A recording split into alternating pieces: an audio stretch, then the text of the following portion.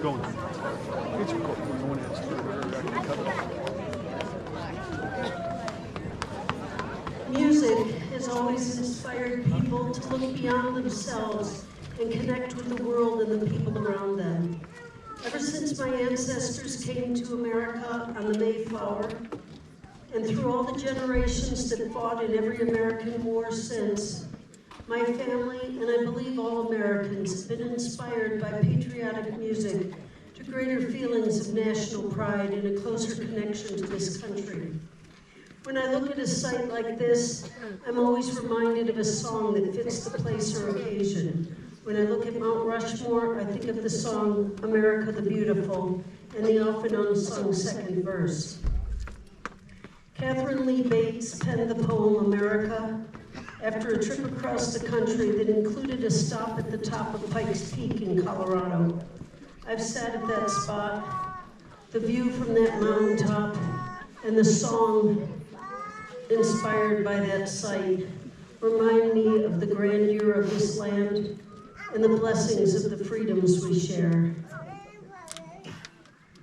Oh, beautiful for heroes proved in liberating strife, how more than self their country loved, and mercy more than life. America, America, may God thy gold refine, and all success be nobleness, and every gain divine.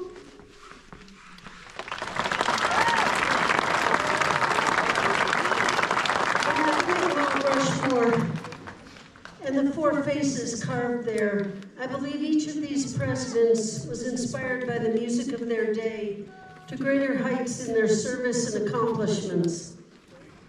Before George Washington became our first president, he served as commander over an army made up of farmers, merchants, and tradesmen. They all shared his dream of a new nation conceived in liberty and freedom. To get through that terrible war, they'd march to cadences. A favorite was originally sung by the British to mock and anger the colonial soldiers. Yankee is a derogatory term for colonial, and a doodle is a simpleton. A dandy is a gentleman thinking that by putting a feather in his cap, he looked fancy or macaroni. But George Washington said, "It is infinitely better to have a few good men than many indifferent ones." So I'm sure he was proud of his soldiers when they turned that disparaging song around to one of strength and pride. They even added a verse for him. Yankee Doodle went to town riding on a pony, stuck a feather in his cap and called it macaroni. Yankee Doodle, keep it up, Yankee Doodle dandy. Mind the music and the step, and with the girls be handy. There goes General Washington astride a strapping stallion, shouting orders to his men in hundreds and in millions.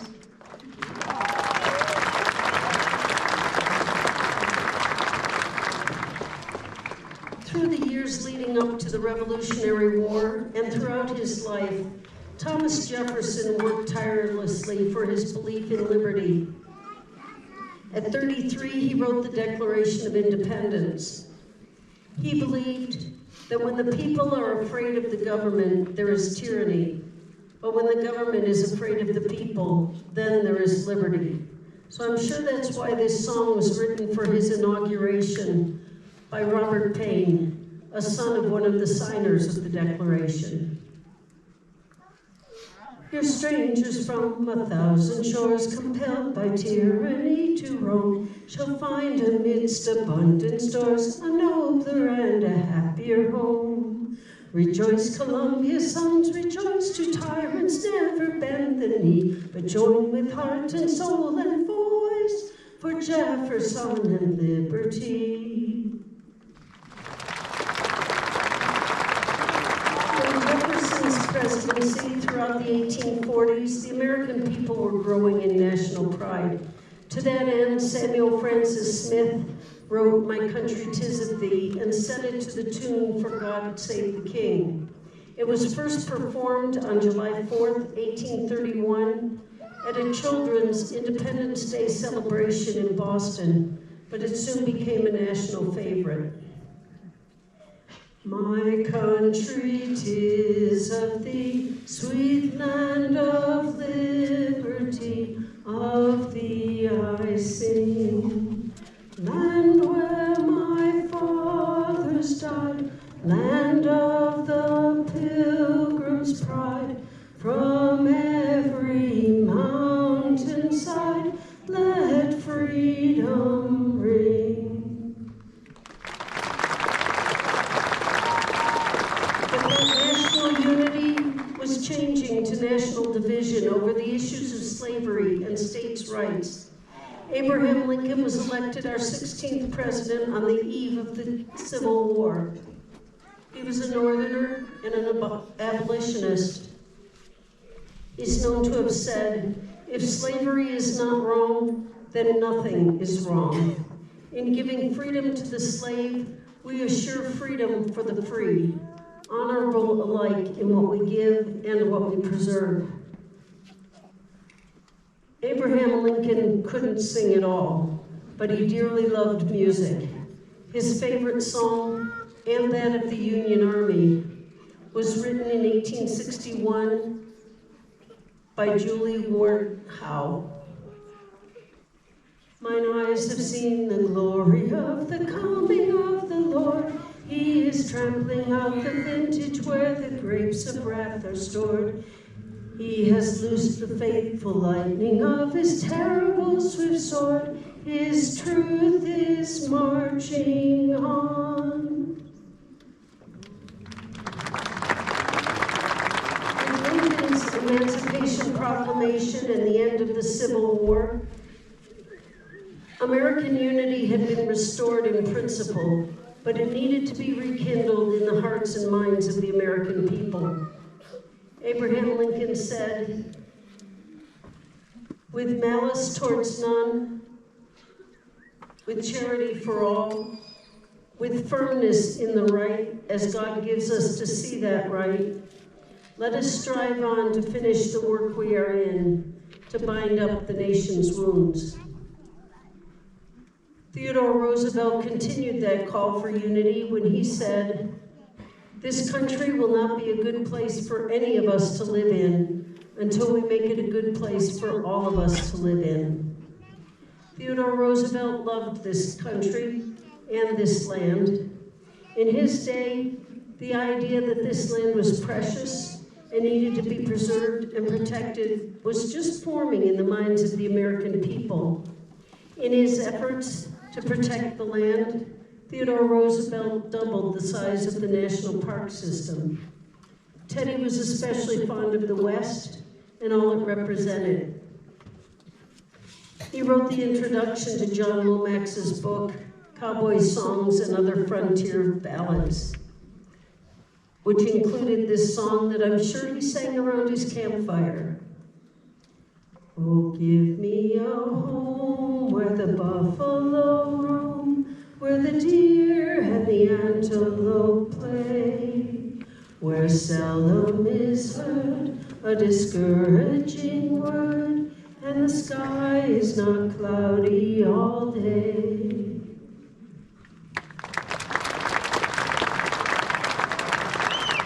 Throughout American history, songs and music have united us all and help us to understand the greatness of this country. It is my prayer that you all have been inspired by these patriotic songs to greater feelings of national pride and a closer connection to this country and to each other. I'd like to leave you with my favorite patriotic hymn written by Irving Berlin.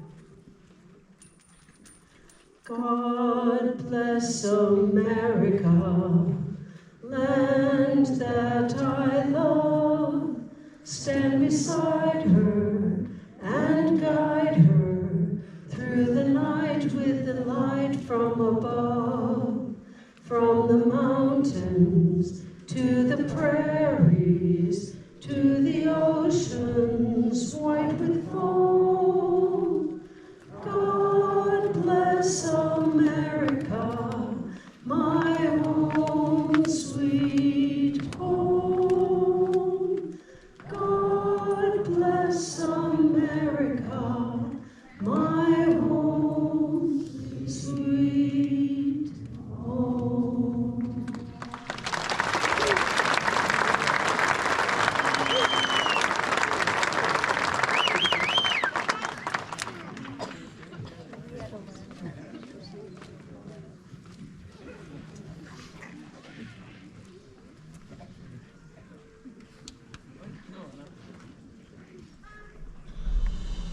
In America, anything is possible. From building a nation to building the future.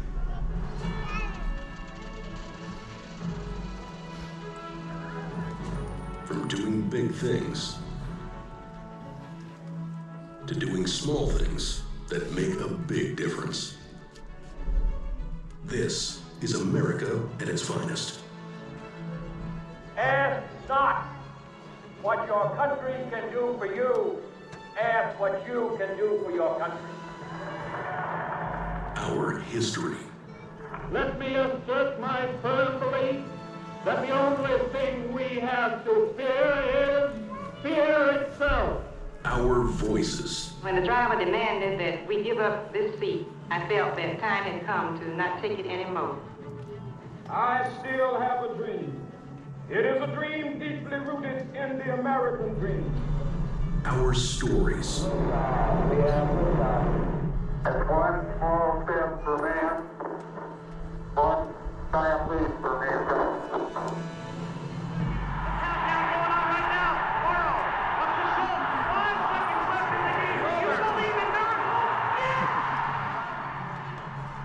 This is indeed the most tragic hour in America's history.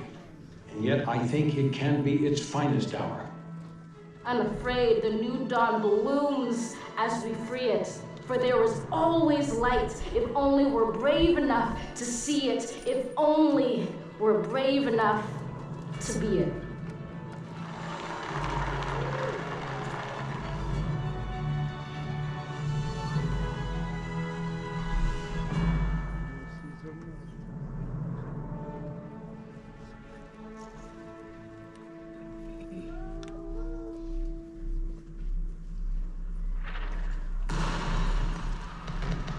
More than 250 years ago, Americans fought to win freedom from tyranny.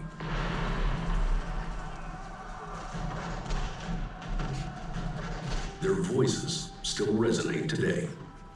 Give me liberty or give me death. No taxation without representation. These are the times that try men's souls. At this tumultuous time, the dawn of a new country, Revolutionary War hero George Washington had a vision. Just elected as our first president, he spoke of the American experiment, one he helped to create.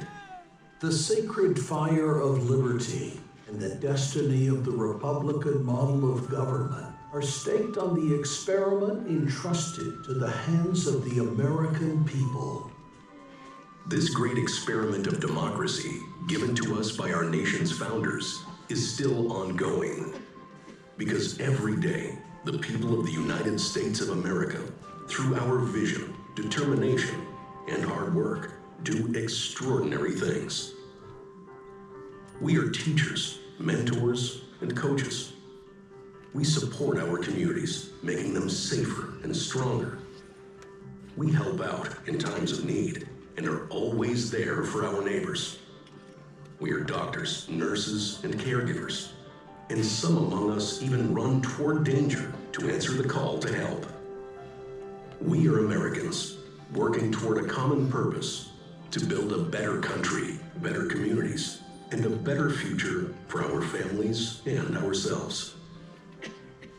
Thomas Jefferson, principal author of the Declaration of Independence and this country's third president, believed Americans had the opportunity to attain greatness based on their achievements and hard work. He wrote, "Determined never to be idle, it is wonderful how much may be done if we are always doing." Today, we are still inspired by Jefferson's words. They empower each of us to pursue and celebrate our unique potential. I hereby declare each and every one of you are citizens of the United States of America. Hi, my name is Tavaski Lewin. I'm originally from Jamaica. 12 years ago, I came here on scholarship. I'm the guy who gives the scholarships now. I wanted to become an American citizen because it opens a lot of opportunities for myself and my family.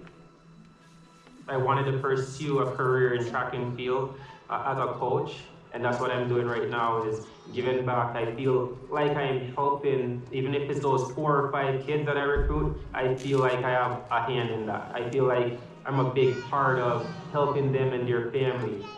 And it makes me happy doing those things. I feel like that's my American dream.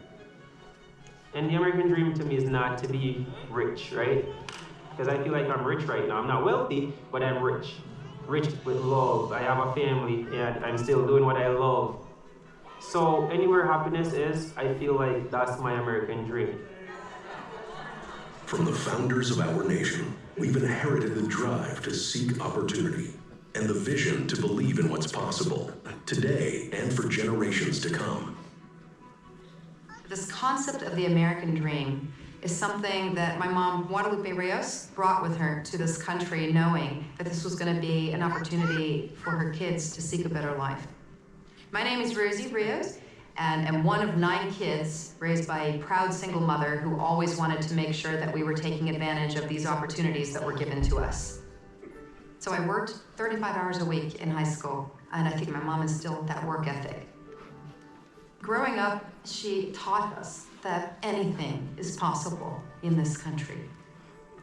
Things like having the ability to get the best education. And she was able to send all 9 of us off to college as a single parent. My background's in finance, job creation, and economic development. And it was fall of 2008, at the height of the financial crisis, when I received the call to help implement the legislation to put the economy back on track. It was one of the most consequential times of our economic history. And so I felt this duty, I felt this responsibility, so I became Treasurer of the United States for 8 years. Hello, I'm Rosie Rios, Treasurer of the United States. Welcome to the U.S. Department of the Treasury. My story is a story of having a good work ethic and thinking beyond yourself, and that's a lesson I learned from my mom. And here I am today to dedicate the Guadalupe Rios Learning Center. I can't think of a better way to honor her.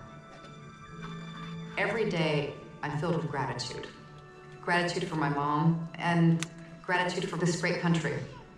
And that's what I want my kids to feel, that's what I want other kids to feel, is an appreciation and a love of this country, that they have been given this gift of pursuing their own American dream. In this land of possibilities, there is much to value and nurture.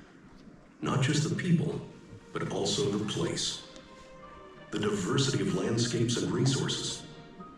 A richness of plants and animals. All require an ethic of responsibility and stewardship. Our 26th president, Theodore Roosevelt, called conservation of natural resources a national duty, and rallied Americans to help conserve our country's riches. The duties of American citizenship are very precious. It is not what we have that will make us a great nation. It is the way in which we use it. Roosevelt's words continue to ring true today, echoing across America, where we all rely on the land to sustain our families, our communities, and our nation. Farming and ranching affects all Americans, so we try to be a voice for the good that agriculture does, because everybody eats, and it comes from the land. Agriculture is the root of how we survive, how we thrive, how we work together. My dad and uncle started this place in 1948. We have raised cattle and horses, and they had been applying stewardship and sustainable practices since I was old enough to remember. We work to really understand what it means to be stewards of the land, and being a steward is to value life, because the first time you see that newborn calf take its first breath, you start to have a perspective of who you are and just how fragile but how beautiful life is. You really have to pay attention to what the land is telling you, because there's lots of minerals and nutrients that go into that grass that the cows need later down the road in the wintertime that we need to protect. The cattle that we raise here, it's part of a much bigger industry than ourselves, and that's a heavy responsibility. The land is what supports us, and we have to work at making it better than what we started with, because it belongs to the next generation. Just supplying food for the country, I'm very proud of that. And to see my kids coming with me along this adventure and seeing the excitement they have to do the same, I'm humbled that they do what they do. When I am out moving cattle with my children and my grandchildren, this makes it all worth it. That's what I'm doing this for. Caring for the land and the life it supports takes devotion and resilience. The buffalo, our national mammal and a symbol of American identity, has been deeply connected to the land and the culture of indigenous peoples for thousands of years. In Lakota, we call ourselves the Pteoyate, the buffalo people. Our creation story says that we came out of Wind Cave as buffalo. Buffalo are the original caretakers of this land. This continent looks the way it does because of the vast herds of buffalo that once thrived on this land.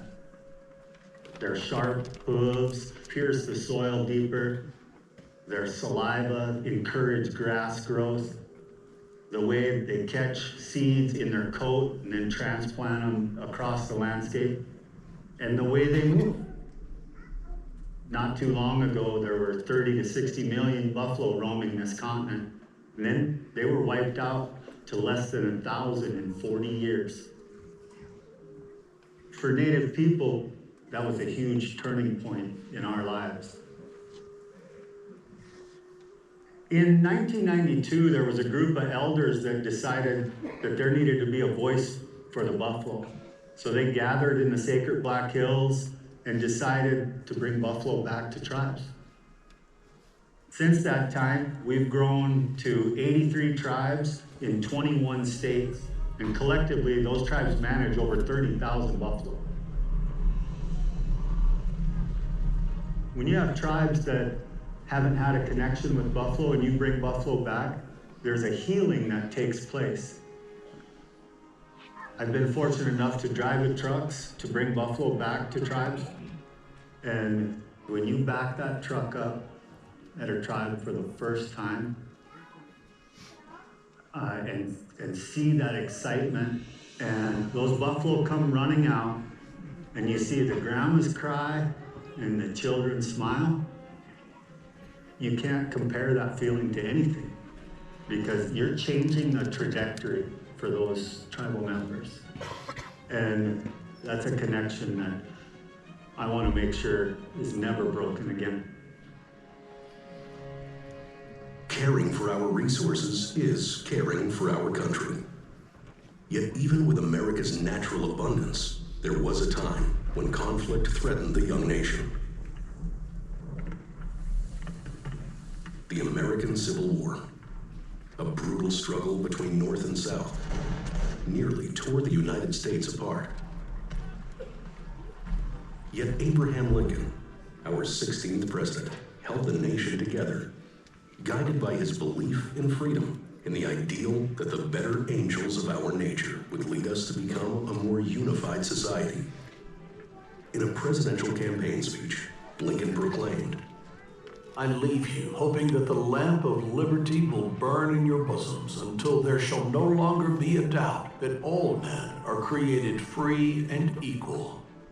For some, Lincoln's words were a promise, an affirmation of our founding values. And for others, they signaled a new birth of freedom. Our freedom, however, is not free. The rights and liberties that we enjoy today have not come without a price. I lost my brother Frank in the Battle of Iwo Jima during World War II. My dad, he had gone on 3 tours through Afghanistan and Iraq. My husband was killed in Afghanistan. He was a Special Forces soldier. For those who have sacrificed, their stories live on, preserved through memory and etched into the memorials bearing their names. Each year, organizations across the country bring thousands of veterans to Washington, D.C. I've never been to any of these memorials, so this is my first time. I served on a destroyer, did 3 tours of Vietnam. Coming here brings up a lot of memories, and I think that every veteran needs to just make closure, if nothing else. It's very emotional. You can see the names, but you can also see your reflection in the wall. So it's like you're with them again. The Vietnam Memorial is really important, and just like the one for the Army nurses, and that's important too. At the time, women weren't allowed in combat, but we served. It was hard, but we were standing on the shoulders of the women who had gone before us. The legacy of service doesn't end at these memorials. It lives on in every salute, every oath, every act of duty performed in times of calm and in times of courage. When it comes to defending the nation and defending freedom in the military, we talk a lot about service, about sacrifice, we talk a lot about giving back. To be able to put on this uniform every day to help defend the nation's freedom means in the future, my son has the choice to do what he wants to do. We have a lot of really amazing people that give it their all every single day to uphold the Constitution and defend the United States of America. Serving in the United States military is a privilege and an honor, but you don't have to serve in the military to protect freedom. You can be involved in the democratic process, vote, serve in your community. Our whole nation was founded on the concept of freedoms. Freedom of religion, freedom of speech, freedom to assemble and protest, and the freedom to petition the government. Those are incredibly important things. What I would want every citizen to understand is that these rights are fragile, but everyday people can participate in preserving our freedoms by getting involved, by staying informed, by voting. You are able to make sure that your voice is heard, reach out to your lawmakers, and hold people accountable. And that, I think, is one of the strongest things that U.S. citizens can do. Our nation's freedom and promise are rooted in the unity of its people, helping others whenever we can, and making it clear that in America, service takes many forms.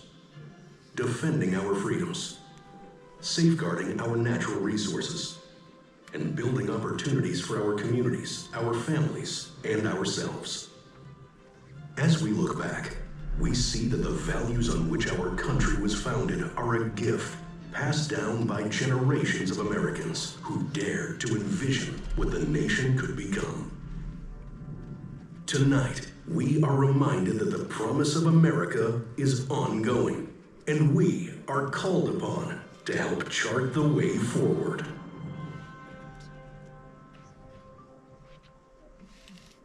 Oh, beautiful, for spacious skies, for amber waves of grain, for purple mountain majesties above the fruited plain.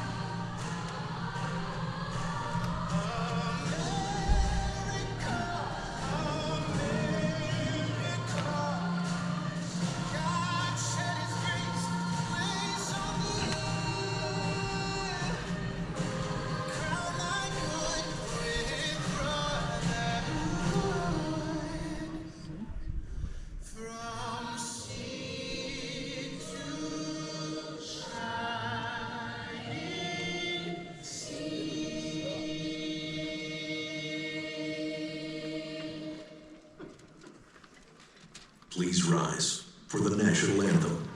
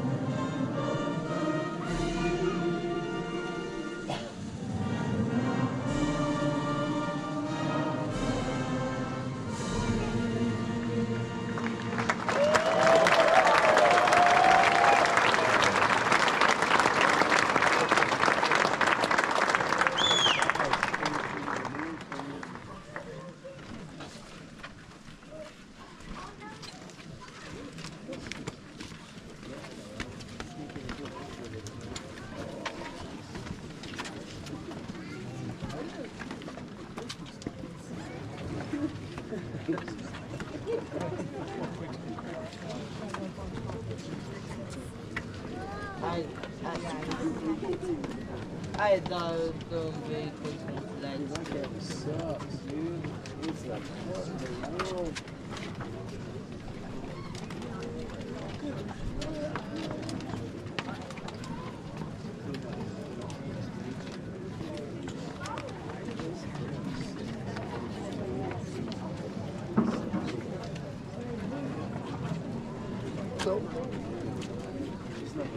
Is the sculpture illuminated?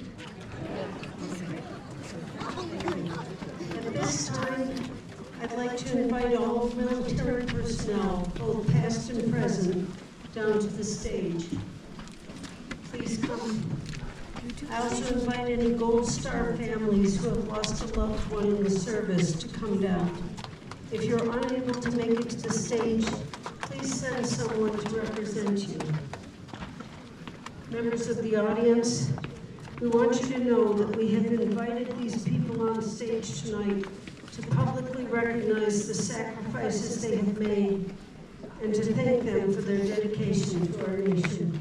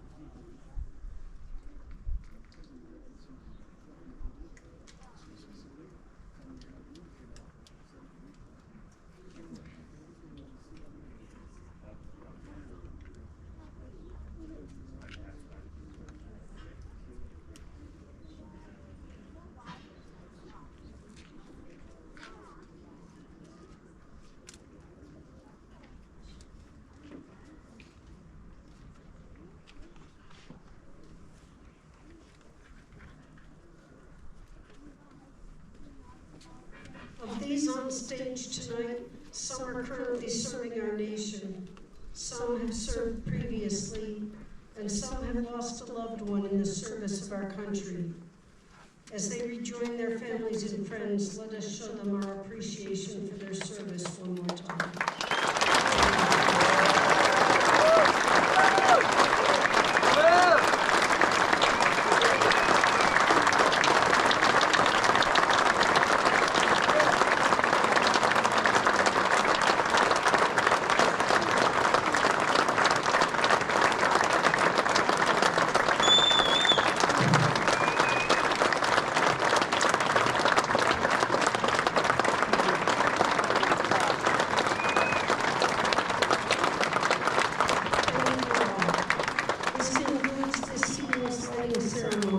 Thank you so much for coming.